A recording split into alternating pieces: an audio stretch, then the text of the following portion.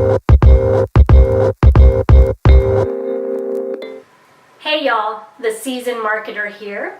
I decided to wear something a little more colorful for you today as we wrap up our series on consumer personas.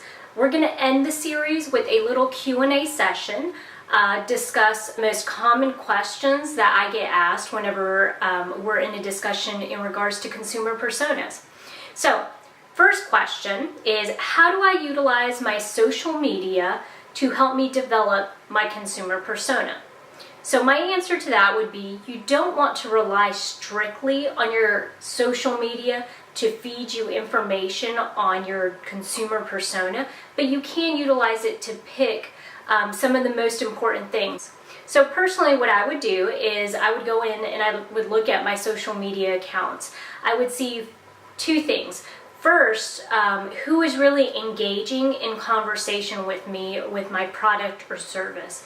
Those are the people that you can kind of go in, check their profile, see what age range they're in, what are some of the things they're saying.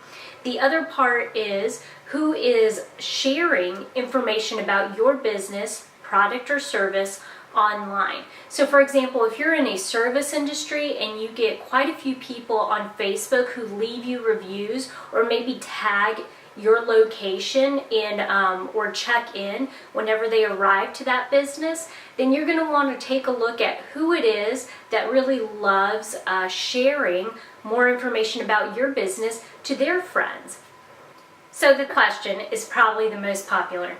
How many consumer personas should I put together? I really can't answer that for you. It's going to depend on your industry and your product and service line, whatever your offerings are. My recommendation though would be that you stick somewhere between the 3 to 6 range. You could do up to 8 consumer personas. I guess that's still feasible, but I personally would not recommend it. Keep in mind that the consumer persona is supposed to be a character representation of a sub-segment of people. So please understand that you don't have to go through and make a consumer persona for every single consumer that you think comes to your business or utilizes your product and service. Really what you want to do is put them in buckets, do a general listing of the people that you attract, and then go through and develop this profile for them. So no more than 8, I would say stick between 3 to 6. So the last and final question is typically, great, I've developed my consumer persona, now what do I do with it? So I would recommend that you look or pull out your consumer personas anytime that you're approached with an advertising opportunity, an investment opportunity, or a new way to engage or communicate with your consumer base. And I'll tell you that the reason you develop these profiles and these consumer personas is so that you can go back and reference them, right? So it's a quick way for you to take a look at that profile and put yourself in the shoes of that particular consumer. And the reason you want to do that is if somebody approaches you about an investment opportunity that, let's say, is going to cost you $5,000, you're going to want to take the time and make sure that that particular investment opportunity is reaching or is going to benefit one of these consumer personas. If in fact you go through and you say, that's a great and exciting opportunity, but I don't see any of my consumer personas utilizing it, then I would totally say scrap it and don't move forward with the opportunity. This should be a quick litmus test for you on what to really spend time on and what to use your resources on.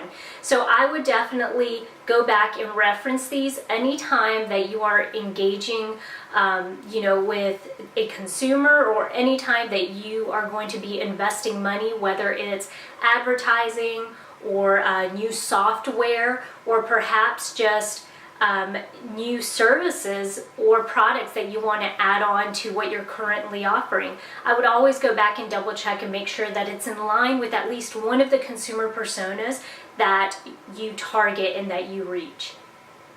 All right, so that wraps up our series on consumer personas. I hope that you found it super helpful. If you have any other questions, please feel free to email me directly at vivian@theseasonedmarketer.com. If you enjoyed this video, please subscribe to our YouTube channel, The Seasoned Marketer, or find me on Instagram or Facebook. Thanks and have a great day.